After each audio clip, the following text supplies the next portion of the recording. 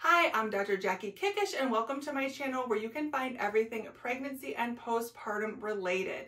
Today in this video, I want to go over with you 3 of my top tips to help you find time to exercise in order to restore your core and pelvic floor postpartum and reach your health and fitness goals. Now, I am a mom of 3, including twins, so trust me when I say I completely understand the struggles that mothers face every day when it comes to how am I going to find time for myself? How am I going to find time to exercise this week? So today I want to go over 3 simple steps so that you can achieve your health and fitness goals. One thing I want you to remember before we go over these 3 simple steps is that self-care is not selfish. Moms need to also make sure that we are filling our cup, taking care of ourselves, both physically and mentally. All right, so I want you to keep that in mind, that it is not taking time away from other things. I want you to think is that you are filling your cup in order to be the best wife and mother that you can be. All right, so let's go ahead and dive right in. So tip number 1 is that you must be a master of your own schedule and calendar. We are all very busy with our kids, extracurricular activities, work, cooking, laundry, all the things. However, if you do not pencil in and schedule a time as to when you are going to exercise, it is always going to be the first thing to go. So what I do is every Sunday I sit down with my paper calendar and I see, okay, what small pockets of time am I able to fit in 15 to 25 minutes of exercise a couple times a week. Now, this, obviously your schedule is going to look different from mine. So some of us who, work full time, you might have to wake up a little bit earlier in the morning in order to fit the workout in, or maybe after work in the evening. If you are a stay-at-home mom or part-time mom, maybe you can do it when the baby or toddler is napping, for instance. So your schedule is going to look completely different than everyone else's, but make sure that you sit down.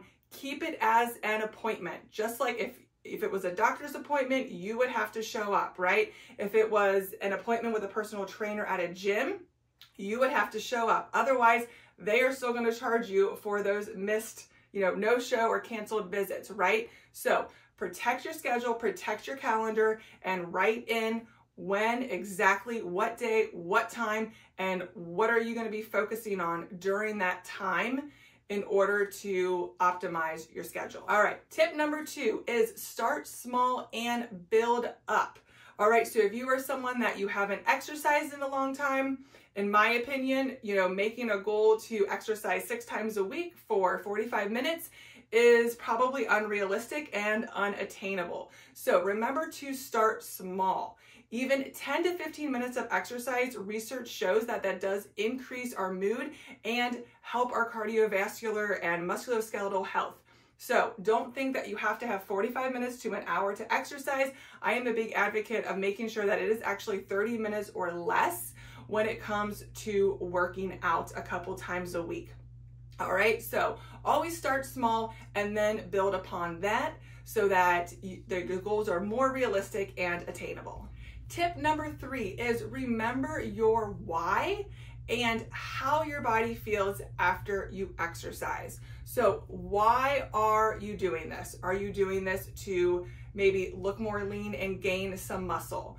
Do you want increased energy with your kids? I know all of us probably want more energy, right? Is it weight loss? Is it restoring your core and pelvic floor? You have to remember why you are doing this. A lot of us, we want to hopefully live longer, right? See our kids and grandkids grow up, go to college, be able to physically play with them without any aches, pains, without any leakage, without difficulty, right? So remember your why.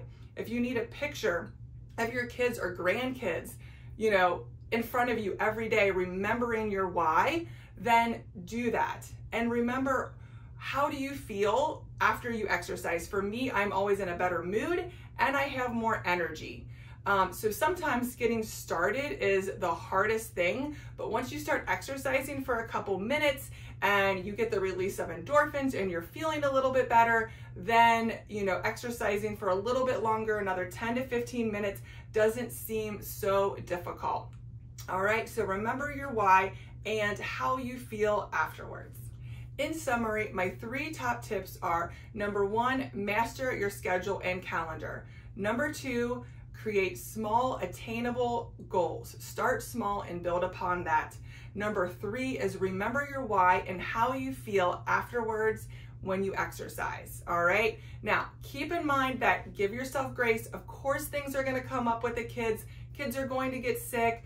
Extracurricular activities are going to be rescheduled. So know in your mind that no, everything in your calendar is obviously not set in stone and it's not perfect every week. As moms, we definitely know that. So make sure to give yourself grace and remember that you can always reschedule your workout or maybe add in an extra one the following week. I hope you enjoyed this video. Make sure you hit the like and subscribe button so that you don't miss out on other great content like this one, and I will see you again next time. Thanks for joining me.